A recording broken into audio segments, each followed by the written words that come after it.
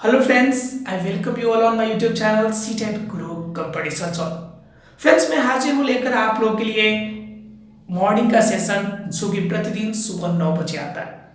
Friends ये session IAS, UPSC या फिर जितने भी स्टेट पीसीएस हैं उनकी प्रिपरेशन करने वाले जो भी स्टूडेंट्स हैं उनके लिए द परफेक्ट क्लासेस है, क्योंकि इसमें कंप्लीट हम लक्ष्मीकांत की समरी, बिपिन चंद्रा की समरी या सतीश चंद्रा जितनी भी बुक्स आप पढ़ते हैं स्टैंडर्ड बुक्स, उन सभी स्टैंडर्ड बुक्स को समराइज करके हम आपके लिए लेकर आते हैं। काफ़ी इंपॉर्टेंट और काफ़ी शॉर्ट वे में आपकी टॉपिक जो आसानी से आप आंसर कर सकते हैं। फ्रेंड्स ये सेशन आपको प्री से मेंस लेवल तक के लिए हेल्पफुल होगा, इसलिए फ्रेंड्स आप प्रतिदिन इस सेशन को जरूर ज्वाइन करें।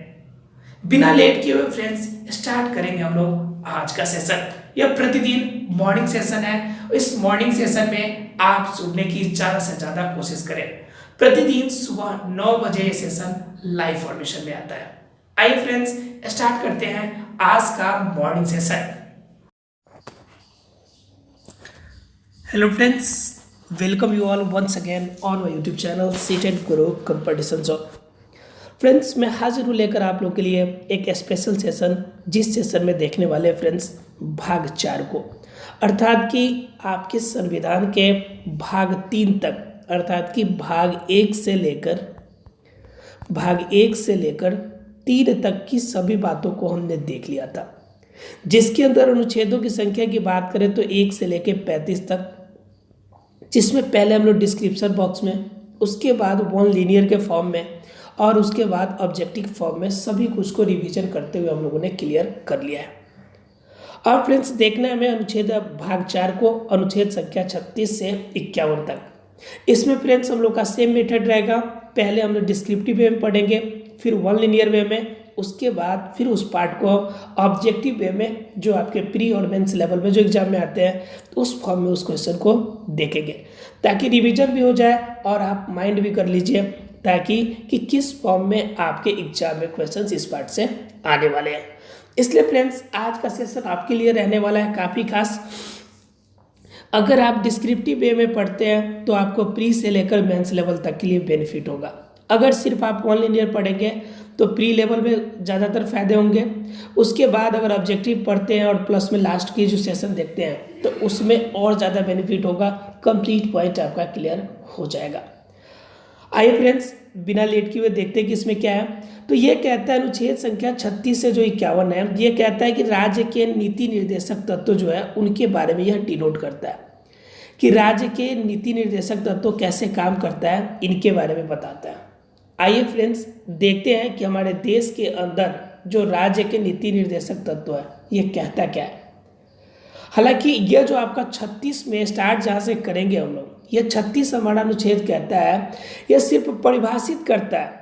परिभाषित ये करता है कि जिस राज्य के अंदर आप रहते हैं या देश के जिस भाग में आप रहते हैं उस भाग के अंदर आपको जो भी भाग 3 में आपके लिए अपेक्षित किया गया है, अर्थात कि राज्य का जो अर्थ भाग 3 में कहा गया है। भाग 3 में क्या कहा गया था भाई? भाग 3 में फ्रेंड्स कहा गया था कि कोई भी व्यक्ति किसी भी क्षेत्र में अगर रहता है तो वह उसकी किसी राज्य की यह उनकी जिम्मेवारी है कि उनको समान रूप से उनकी सभी सुरक्षा एवं सभी कार्य को करने में उनकी पूरा करे या हेल्प करे। तो वह अधिकार यहाँ भी आपका 36 में भी देना पड़ेगा, अर्थात क्या भाग 4 में भी इस बारे में वर्णन किया गया है, परिभाषित किया गया है राज्य के नीति निर्देशक तत्व को, कि राज्य के अंदर रहने वाले सभी नागरिकों को समान रूप से अधिकार है। आइए फ्रेंड्स देखते हैं एक एक पॉइंट को जरा डिटेल में। अगर अभी तक आपने चैनल को नहीं किया हो सब्सक्राइब तो प्लीज़ चैनल को सब्सक्राइब कीजिए। अगर अब तक आपने सेशन को लाइक नहीं किया तो प्लीज़ पहले सेशन को लाइक कर लीजिए, फ्रेंड्स को जरूर शेयर कर दीजिए कि यह इम्पोर्टेंट टॉपिक जो कि आपके एग्जाम के लिए मोस्ट इम्पोर्टेंट है, मौलिक अधिकार, राज्य के नीति निर्देशक तत्व, ये ऐसे पार्ट है जो आपके एग्जाम में अक्सर क्वेश्चन पूछे जाते हैं, इसलिए इन क्वेश्चंस को आपको देखना ज़्यादा जरूरी है। आइए फ्रेंड्स देखते हैं 36 नंबर। अनुच्छेद संख्या 36 क्या कहती है? यह परिभाषित करती है, परिभाषा देती है। जैसे कि अभी बताया मैंने आपको कि यह परिभाषित करती है। क्या परिभाषा देती है? तो कहता है इस भाग में जब तक कि संदर्भ से अन्यथा या अपेक्षित न हो, अर्थात कि अलग कोई एक्स्ट्रा अपेक्षा न किया जाए, राज्य के अंतर्गत भारत की सरकार और संसद तथा राज्यों में प्रत्येक राज्य सरकार और विधानमंडल तथा भारत के राज्य क्षेत्र के भीतर भारत सरकार के नियंत्रण के अधीन सभी स्थानीय एवं अन्य प्राधिकारी होंगे। अर्थात क्या पूरे राज्य या देश के सभी हिस्सा या संसद या भारत की सरकार स्वयं क्या है कि एक दूसरे के अंदर अटैच्ड है, यानी एक दूसरे के अधीन स्थानीय रूप में शामिल है और इन सभी को अपने स्तर पे प्राधिकार है। इसका मतलब क्या कि देश के सभी स्तर पर स्वायत्ता है, स्वायत्ता की प्रावधान है, जो कि आपको आप लोगों को जिस समय हमने पढ़ाया था अनुच्छेद की इतिहास के बारे में कि किस तरह से हमारे देश के अंदर जो आपका संविधान है वो लागू हुआ था, तो उस कंडीशन में हमने आपको इस बात के बारे में बताया था कि स्वायत्तता जो है वह किस फॉर्म में हमारे देश में लागू हुआ था, किस तरह से छोटे फॉर्म में पहले, क्योंकि बंगाल के गवर्नर जो थे, बंगाल के जो गवर्नर थे वो अपने अंदर में मद्रास प्रेसिडेंसी को भी ले लिए थे, बिहार उड़ीसा इन सभी पार्ट को ले लिए थे, लेकिन फिर से उनके बिल में संशोधन हुआ और 1909 में ये फिर कर दिया गया क्या कि स्वायत्ता का अधिकार होगा। फिर 1919 में सुधार हुए, चेंजेज हुए। तो इस तरह से अलग अलग स्तर में हमारे देश के अंदर भी चेंजेज हुए और कुछ चेंजेज जो सबसे ज़्यादा इम्पोर्टेंट थे वो आज तक लागू है। इसलिए वो सबसे ज़्यादा जो लागू है आज तक वो है आपका 1935 का अधिनियम, उसके बाद आपका 1919 का। तो कुछ कुछ पार्ट जो है पहले का है वो आज भी तक लागू है और उनमें से स्वायत्ता भी है। स्वायत्ता का मतलब होता है कि हर एक स्तर पे सभी स्थानीय को अपना अधिकार होगा अपने कार्य को करने के लिए। सपोज दैट पंचायत लेवल पे ग्राम पंचायत अर्थात कि सरपंच को अधिकार होगा। जिला स्तर पे बात कीजिएगा तो जिला परिषद और क्या कहते हैं एमएलए और एमएलसी का अधिकार होगा। उसी रूप में अगर राज्य स्तर पे कीजिएगा तो आपका गवर्नर का अधिकार होगा, कंट्री लेवल पे आपका प्रेसिडेंट का अधिकार है। तो इस फॉर्म में जो अधिकार है ये स्वायत्ता के अधिकार आपकी परिभाषा करता है हमारा अनुच्छेद संख्या 36। अच्छा फ्रेंड्स, अनुच्छेद संख्या 36 अर्थात कि स्वायत्ता का अधिकार इसकी परिभाषा देता है, यह सभी को क्लियर हो गया होगा। एक बार थम्स अप करते रहिए अगर पॉइंट क्लियर हो रहा है। आइए फ्रेंड्स देखते हैं अगला क्या कहता है फ्रेंड्स कि संविधान के अनुच्छेद संख्या 37, अनुच्छेद संख्या 37 क्या कहता है कि अंतर्विष्ट तत्वों का लागू होना। अर्थात क्या इस भाग में उस उपबंध को जोड़ा गया है कि किसी न्यायालय द्वारा परिवर्तनीय नहीं होगा। यह कहता है कि राज्य आपका नीति निर्देशक जो तत्व है वह जब लगा दिया जाएगा तो कह रहा है किसी न्यायालय का मतलब हो गया न तो सुप्रीम कोर्ट और ना ही हाई कोर्ट, नहीं सुप्रीम कोर्ट और ना ही हाई कोर्ट, किसी भी फॉर्म में यह आपका क्या होगा, यह मान्य नहीं होगा। अर्थात कि यह चेंजेस नहीं किया जा सकता है। तो कह रहा है अंतर्विष्ट तत्व जो मुख्य तत्व है, जैसे मौलिक अधिकार मूल अधिकार के रूप में जो राज्य का अपना अधिकार है, उसमें किसी भी फॉर्म में आप क्या कर सकते हैं, परिवर्तन नहीं कर सकते, या कोई राज्य कोई भी आपका न्यायालय हो इसमें परिवर्तन नहीं कर सकता। उसके बाद सेकेंड पॉइंट कहता है अधिक कथित तत्व देश के शासन में मूलभूत और विधि बनाने में इन तत्वों को लागू करना राज्य का कर्तव्य होगा। लेकिन एक और बात कहता है कि राज्य का भी ये अधिकार होगा कि राज्य भी जिस समय नियम कानून लगाएगा उस समय क्या करेगा कि जो प्रति व्यक्ति की प्रत्येक नागरिक की जो मूलभूत अधिकार है उन अधिकार का ख्याल उनको विधि बनाने के लिए किसी राज्य विशेष के बारे में सोचना पड़ेगा। अर्थात क्या 37 कहता है कि पहला नंबर चीज़ है जो अधिकार लग गया, जो विधि तैयार हो गया राज्य के द्वारा, वह किसी भी कोर्ट में चेंज नहीं होगा, न तो सुप्रीम कोर्ट में, न हाई कोर्ट में, न लोअर कोर्ट में, किसी भी कोर्ट में यह चेंजेज नहीं होगा। लेकिन वही दूसरे तरफ इस बात का कहता है, इंडिकेट करता है कि राज्य भी सिर्फ उसी बात के लिए विधि बना सकता है, कोई कानून बना सकता है जिस बात पर देश के अंदर जो शासन की मूलभूत व्यवस्था है उसमें कोई परिवर्तन नहीं किया जाए। यह बहुत बड़ी बात है कि हमारे देश के अंदर जो मूलभूत क्रिया है उनको मद्देनजर रखते हुए ही किसी कार्य को करने की अनुमति है। आशा फ्रेंड्स क्लियर हो गया होगा सबको। अर्थात कि इसमें दो बात कही गई। एक नंबर चीज कि जो राज्य सरकार होगी वह आपका वही कानून बनाएगी जो आपके मूलभूत अधिकार, हमारे मूलभूत अधिकार को मानती हो।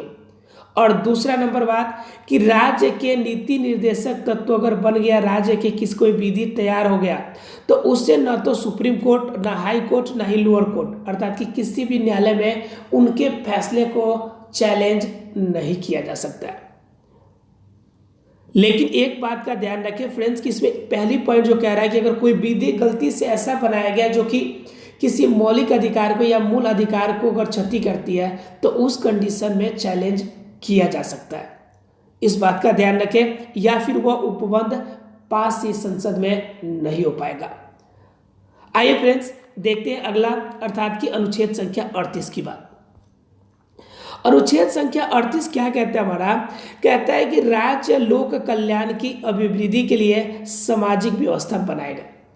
अब राज्य लोक कल्याण अर्थात जितने भी लोग राज्य के अंदर रहते हैं उनके कल्याण को मद्देनजर रखते हुए या फिर उनकी जितनी भी अभिवृद्धि है, आर्थिक अभिवृद्धि हो या फिर सामाजिक हो या फिर आपका राजनीतिक हो, किसी भी फॉर्म में अभिवृद्धि के लिए कोई भी व्यवस्था लागू करने के लिए जो अधिकार है वह राज्य के पास अधिकार है।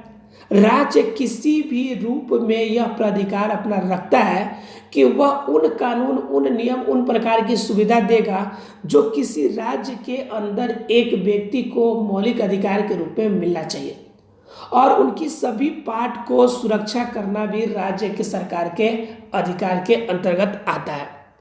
तो इसमें क्या कहता है पहली पॉइंट, राज्य ऐसी सामाजिक व्यवस्था की जिसमें सामाजिक, आर्थिक और राजनीतिक न्याय राष्ट्रीय जीवन में किसी संस्थाओं के अनुप्रमाणित करे या भरसक प्रभावी रूप से स्थापना और संरक्षण करके लोक कल्याण की अभिवृद्धि का प्रयास करेगा।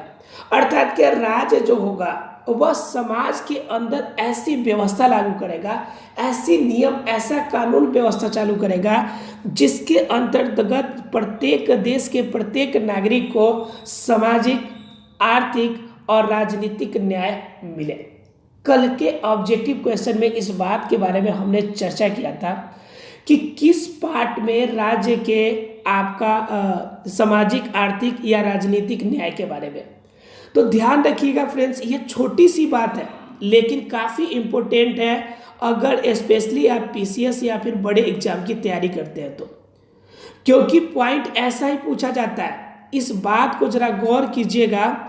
कल मैंने जो सेशन आपको दिया था उस सेशन पे जरा सा एक बार गौर करने की पूरी कोशिश कीजिएगा।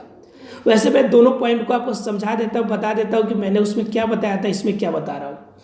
उसमें हमने क्या देखा था, ऑप्शन में क्या था कि लिखा हुआ था कि सामाजिक, आर्थिक और राजनीतिक न्याय की बात, और जबकि हमारा अनुच्छेद जो कहा गया आपका अनुच्छेद आपका जो भाग 3 में वर्णन किया गया है, स्पेशली जो आपका भाग 3 का पार्ट है जो मौलिक अधिकार है, मूल अधिकार है, उनमें क्या किया गया है, समता का अधिकार दिया गया है। ध्यान रखिएगा फ्रेंड्स, बहुत इंपॉर्टेंट बात बता रहे हैं, समता का अधिकार दिया गया। समता का अधिकार का मतलब होता है कि देश के अंदर रहने वाले प्रत्येक नागरिक को समान रूप से सामाजिक, आर्थिक और राजनीतिक रूप में समानता रहेगी। अर्थात कि कोई भी व्यक्ति को समाज में एक किसी भी रूप में नीचे दिखाने की बात नहीं कही जाएगी, कोई भी किसी रूप में किसी से ऊपर को पोस्ट पे नहीं होगा। अर्थात कि राज्य के नज़र में सामाजिक समानता होगी, आर्थिक दृष्टि से समानता होगी, राजनीतिक दृष्टि से समानता होगी। लेकिन अनुच्छेद संख्या 38 जो भाग 4 में है वह इस बात का वर्णन करता है न्याय वर्ड की। ध्यान रखिएगा फ्रेंड्स, उसमें न्याय वर्ड नहीं था, सामाजिक, आर्थिक, राजनीतिक तीनों पार्ट था, लेकिन उसमें समानता की बात कही जा रही थी लेकिन अनुच्छेद संख्या 38 इस बात को डिनोट करता है कि सामाजिक, आर्थिक और राजनीतिक यह तीनों न्याय, एक एक वर्ड से आपका मीनिंग कंप्लीट चेंज हो जाएगा। ऑप्शन में दोनों दिया रहेगा, सामाजिक, आर्थिक, राजनीतिक न्याय और सामाजिक, आर्थिक और राजनीतिक समानता। तो फ्रेंड्स, जहां पर भी समता समानता दिखाई दे, सीधा आप भाग 3 में चले जाइएगा, अनुच्छेद संख्या 14 से 18 के बीच पहुंचिएगा, ठीक है। लेकिन जहां पे राजनीतिक और आपका सामाजिक, आर्थिक न्याय की बात कही जाए, वहां पे आपको पहुंचना है अनुच्छेद संख्या 38 के पास, जो भाग 4 में स्थित है। इसके बारे में हमने कल चर्चा किया था। एक ऑप्शन में दिया हुआ था ये राजनीतिक न्याय, सामाजिक न्याय, आर्थिक न्याय, जिसके बारे में मैंने बताया था कि न्याय के बारे में नहीं बल्कि समानता के बारे में हमारे मौलिक अधिकार में वर्णन किया गया है। लेकिन जहां पर न्याय की बात होगी वह कहाँ चला जाएगा, अनुच्छेद संख्या 38 में। आशा फ्रेंड्स पहली पॉइंट सबको क्लियर हो गई होगी। अर्थात यह पहली पॉइंट कहती है कि किसी भी राज्य के अंदर, यह राज्य का यह अधिकार है कि राज्य के अंदर सामाजिक, आर्थिक और राजनीतिक न्याय राष्ट्रीय जीवन के सभी संस्थाओं को अनुप्रमाणित करेगा और भरसक यह ध्यान रखेगा कि प्रभावी रूप से इसकी स्थापना और संरक्षण भी हो सके। अर्थात कि कोई भी विधि वो बनाए तो उसका स्थापना भी आसानी से हो सके, साथ ही साथ उस आपके नियम कानून को राज्य के सभी नागरिक आसानी से मान भी सके, और कोशिश ये करना है कि वह जो होगा लोक कल्याण में हो, लोक हित में हो, अर्थात कि नागरिकों के आपकी सुविधा देने योग्य कोई भी नियम कानून या कोई भी विधि तैयार किया जाए। क्लियर है फ्रेंड्स, पहली पॉइंट ये कहती है। जबकि दूसरी पॉइंट वही पे कहती है कि राज्य विशिष्टया आय, असमानताओं और कम करने की प्रयास करेगा। क्या? राज्य विशिष्टता और असमानता को कम करने की प्रयास करेगा। क्या करेगा? अगर मान लीजिए कि राज्य के अंदर किसी भी व्यक्ति को विशिष्ट रूप में अगर उपाधि दी जाती है और किसी को लोअर लेवल में देखा जाता है, तो उसे यह नष्ट करने की कोशिश करेगा। कौन? राज्य। अगर राज्य के अंदर समानता का अधिकार फॉलो नहीं हो रहा है, असमानता दिख रही है, तो इससे भी कम करने की कोशिश कौन करेगा? राज्य करेगा। और यह बात भी हमारे राज्य के नीति निर्देशक तत्वों में शामिल है। दूसरे तरफ की अगर बात करें तो दूसरा पॉइंट कहता है इसमें कि विशिष्टता, असमानता को पहले कम करना है। दूसरा नंबर, न केवल व्यष्टियों के बीच बल्कि विभिन्न क्षेत्रों में रहने वाले विभिन्न व्यवसाय में लगे लोग, उसके बाद लोगों के समूहों के बीच में प्रतिष्ठा, सुविधा के अवसर की असमानता समाप्त करने का प्रयास करेगा। अर्थात यह राज्य को अधिकार है कि वो किसी भी रूप में राज्य के अंदर अगर विशिष्टता और असमानता की भावना अगर किसी भी स्तर पर है, वो भले व्यक्ति के स्तर पे हो, व्यक्ति मतलब व्यक्ति के स्तर पर, अर्थात कि एक नागरिक दूसरे नागरिक से अपने आप को सुपीरियर फील करता है और किसी और को नीचे दिखाना चाहता है, तो उस कंडीशन में भी राज्य का यह अधिकार है कि इस प्रकार की असमानता को वह नष्ट करे। तो ये तो हुआ व्यष्टि विशेष पर। हो सकता है कि ये मैटर जो होगा आपका जाति विशेष पर हो सकता है मैटर जाति विशेष पर हो सकता है ये मैटर आपका व्यवसायिक रूप में हो। तो इस कंडीशन में किसी भी स्तर पर अगर असमानता की भावना उपलब्ध है तो इससे समाप्त करने का अधिकार राज्य सरकार के हाथ में है। अर्थात राज्य सरकार दो तरह की काम अनुच्छेद संख्या 38 के अंतर्गत करेगी। पहला नंबर चीज कि राज्य के अंदर लोक कल्याण के लिए, अर्थात कि लोगों के सुविधा के लिए आर्थिक, राजनीतिक और सामाजिक न्याय के अनुसार कोई भी विधि या कोई नियम कानून लगाएगा।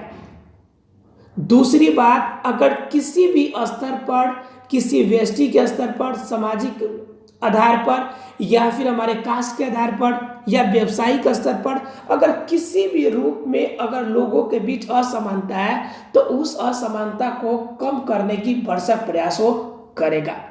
बताओ फ्रेंड्स, अनुच्छेद संख्या 38 क्लियर है या नहीं?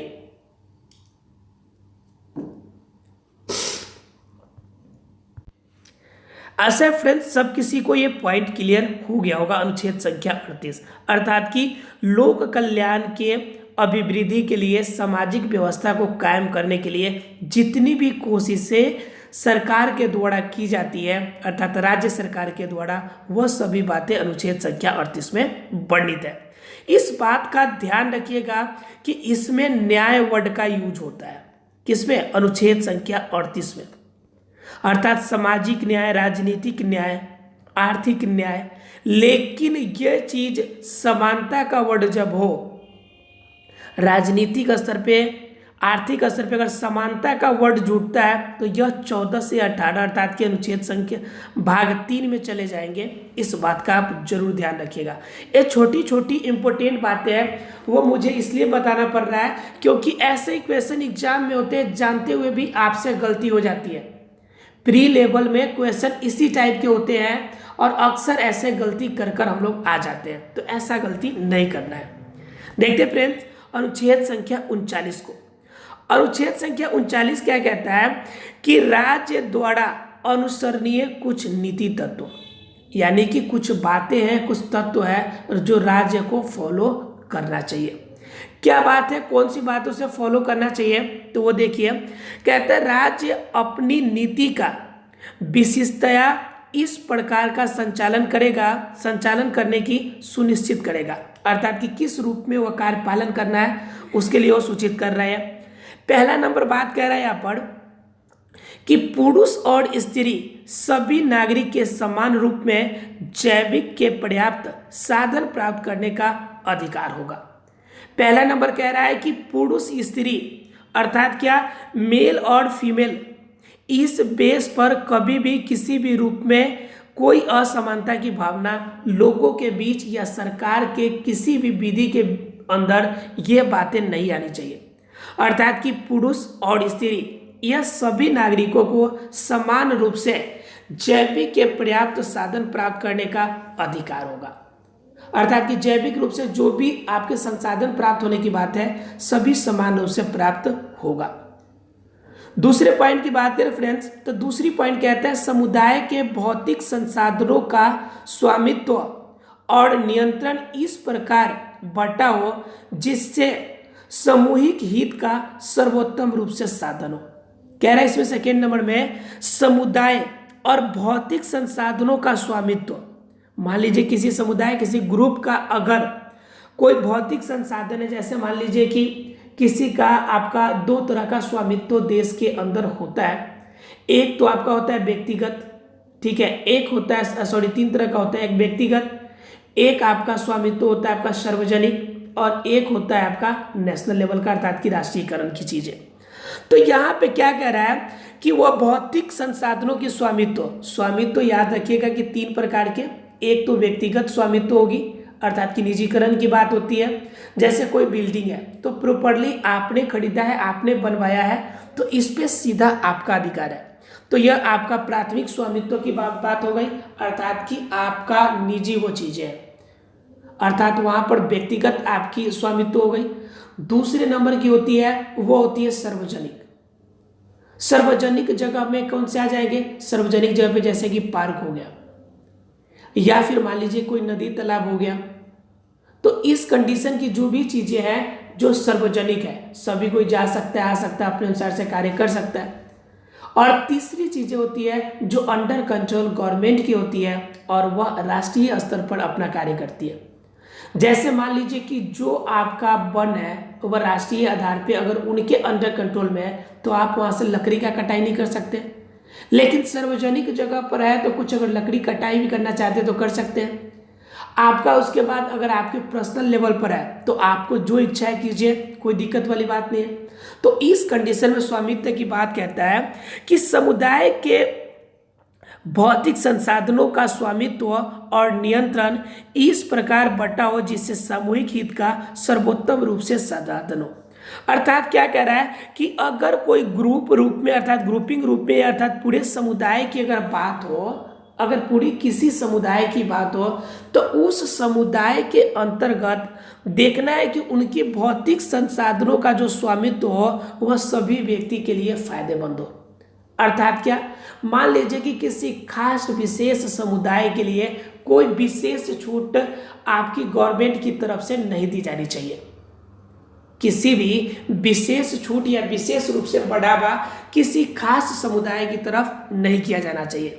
भौतिक संसाधनों की स्वामित्व की बात जो है वह इस रूप में बटा हुआ होना चाहिए कि यह सामूहिक हितों के लिए आपका सर्वोत्तम रूप हो, अर्थात कि सभी को समान रूप से बेहतर रूप से इनके अधिकार प्राप्त हो सके।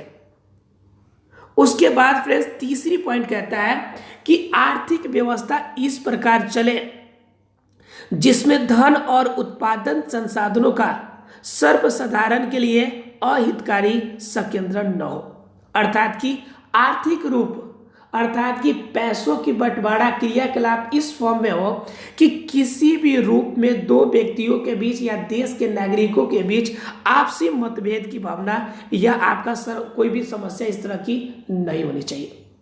इस बात का ध्यान रखने के लिए कह रहा है। उसके बाद 39 में कुछ और पॉइंट है, उसे भी देख लीजिए आप। यह कहता है पुरुष और स्त्री दोनों को समान करने के लिए समान वेतन का अधिकार। यह सबसे बड़ी बात है फ्रेंड्स।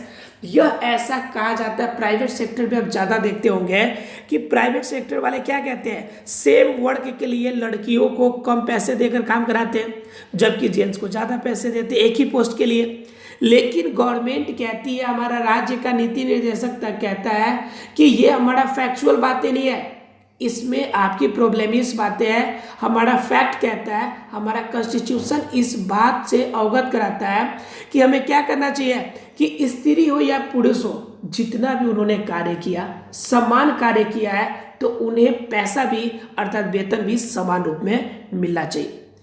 उसके बाद क्या, पुरुष और स्त्री कर्मकारों के स्वास्थ्य और शक्ति का तथा बालकों के सुकुमार अवस्था का दुरुपयोग न हो। बिल्कुल सही बात है। मान लीजिए कि पुरुष जो है ज़्यादा पावर वाला है तो वह आपका फिजिकल वर्क ज़्यादा कर सकता है, लेकिन स्त्री जो होती है वह आपका फिजिकल वर्क ज़्यादा, फिजिकली उतना मजबूत नहीं होती है, इस वजह से वह कमज़ोर वर्क कर सकती है। और बच्चा जो है, बालक है, वह उस फॉर्म में कार्य, उनका बॉडी इतना डेवलप नहीं होता है कि वह बड़ों के जैसा कार्य कर सके। तो इन तीनों कंडीशन को ध्यान रखते हुए पुरुष जितना पावर कैपेसिटी रखता है उसके अनुरूप काम कराना है उनसे, स्त्री जितना कैपेसिटी रखती है उसके अकॉर्डिंग, और एक छोटा बालक जितना आपका कैपेसिटी रखता है उसके अकॉर्डिंग वह कार्य कराएगा। एक और बात ध्यान रखिएगा, बालक वर्ड का यूज कर रहा हूं मैं, लेकिन बालक वर्ड में आप ये माइंड मेकअप करके चलिएगा कि 6 से 14 वर्ष की जो बच्चे हैं उनको अगर कराता है तो अनुच्छेद संख्या 24 कहता है कि यह बाल अधिकार की विरोध वाली बातें हैं। अनुच्छेद संख्या 24(22) में भाग 3 में कहता है, अनुच्छेद संख्या 24 की 6 से 14 तक की अगर कोई भी बात अगर बच्चे से काम कराया जाता है तो बाल श्रम कानून उन पर लगेगा। ठीक है, तो बालक वर्ड मैं कह रहा हूं, बालक वर्ड का मतलब कि 14 से ज्यादा एज की बात, राइट, इस बात का ध्यान रखिएगा। उसके बाद क्या कर रहा है कि इसका दुरुपयोग नहीं होना चाहिए। दूसरा नंबर बात इसी में कि आर्थिक आवश्यकता से विवश होकर नागरिकों को ऐसे रोजगार में न जाना पड़े जो उनकी आयु या शक्ति के अनुकूल नहीं हो। अब मजबूरी में कोई औरत है, कोई लेडी है, उसे अगर ईंटा ढोना पड़ रहा है, ईंटा उठाना पड़ रहा है या लेबर के जैसे कार्य कर रही है तो ये उसकी मजबूरी हो गई। ऐसा मजबूरी एक व्यक्ति के सामने, एक नागरिक के सामने न आए, इसका कर्तव्य का पालन कौन करेगा? राज्य करेगा। राज्य को इस बात का ध्यान रखना है कि किसी भी स्तर पर किसी भी स्त्री या पुरुष या बच्चे को इस प्रकार की समस्या उत्पन्न नहीं हो कि उसे अपने कार्य के अनुरूप न कार्य करके अपने कार्य के प्रतिकूल उन्हें कार्य करने के लिए मजबूर होना पड़े। आज तक फ्रेंड्स पॉइंट क्लियर हो गया होगा। उसके बाद लास्ट पॉइंट जो कहता है बालकों को स्वतंत्र और गरिमामय वातावरण में स्वस्थ विकास के अवसर और सुविधाएं दी जाए। बालकों को अल्पवयी व्यक्तियों के शोषण से, नैतिक और आर्थिक परित्याग से रक्षा किया जाए। अर्थात बालक जो है उनके स्वास्थ्य पे प्रॉपर ध्यान, दूसरा नंबर उनके शिक्षा पर प्रॉपर केयर, उनके शोषण से उनको बचाने का अधिकार किसके पास? राज्य के पास।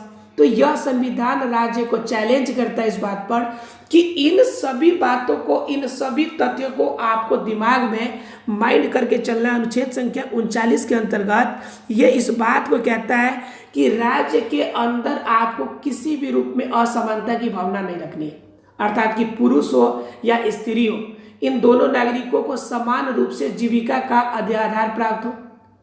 उसके बाद क्या कि समुदाय के भौतिक संसाधनों का स्वामित्व जो होगा और नियंत्रण जो होगा सभी के समान रूप में होना चाहिए। उसके बाद क्या, देश के अंदर आर्थिक अवस्था के रूप में ये याद रखना चाहिए कि किसी रूप में किसी भी व्यक्ति के लिए अहितकारी नहीं हो, सभी व्यक्तियों के लिए समान हो, समान रूप से न्याय मिले। उसके बाद और क्या, पुरुष और स्त्रियों दोनों को अगर कार्य करती है तो समान कार्य के लिए समान वेतन मिलना चाहिए, समान पोस्ट के लिए समान वेतन मिलना चाहिए। उसके बाद क्या कि पुरुष और सभी कर्मकारों को उनके स्वास्थ्य की दृष्टि से ही उनसे कार्य लेना चाहिए। ठीक है फ्रेंड्स।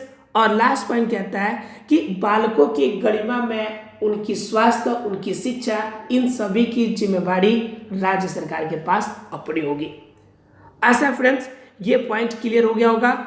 इसकी एक छोटी सी पॉइंट है, उसे देख लीजिए। संविधान की अनुच्छेद के 39 क की बात, समान न्याय और निःशुल्क विधिक सहायता, क्या कहता है कि राज्य यह सुनिश्चित करेगा कि राज्य के पास अधिकार है कि राज्य को इस बात को समझना पड़ेगा कि राज्य यह सुनिश्चित करेगा कि विधिक तंत्र इस प्रकार काम करे, नियम कानून इस प्रकार बने कि समान अवसर के आधार पर न्याय सुलभ हो। वह विषय तथ्य यह सुनिश्चित करने के लिए आर्थिक या किसी अन्य नियोक्ता के कारण कोई नागरिक न्याय प्राप्त करने के अवसर से वंचित न रह जाए। कोई ऐसा समस्या न हो जाए कि अधिक रूप में पैसे देने पड़े वकील को, कोर्ट जाने में ज़्यादा समस्या हो, जिनके वजह से वह आपका आर्थिक और सामाजिक किसी कारण के बस उन्हें न्याय नहीं मिल पाए। तो इस बात का ध्यान किसे रखना है? राज्य सरकार को। और लास्ट पॉइंट फ्रेंड्स, विधान या स्कीम द्वारा किसी अन्य रीति से निःशुल्क विधि सहायता की व्यवस्था राज्य सरकार को करनी है, अर्थात राज्य सरकार समान न्याय और निःशुल्क विधि सहायता के लिए जिम्मेवार है। इस बात का आप ध्यान रखेंगे। यह 39 के क में वर्णित है। आशा फ्रेंड्स 39 तक की सभी पॉइंट्स आपकी क्लियर हो गई होगी। अगर फिर भी कोई डाउट लगता है तो आप हमें कमेंट सेक्शन में जरूर बताएंगे। हम कोशिश करेंगे कि और बेहतर वे से आपको डील करें। आप पूरी सेशन में हमारे साथ बने रहें, इसके लिए थैंक्स अ लॉट फ्रेंड्स। मिलते हैं फ्रेंड्स अगले क्लास में। हंसते रहिए, पढ़ाई पर केयर करते रहिए।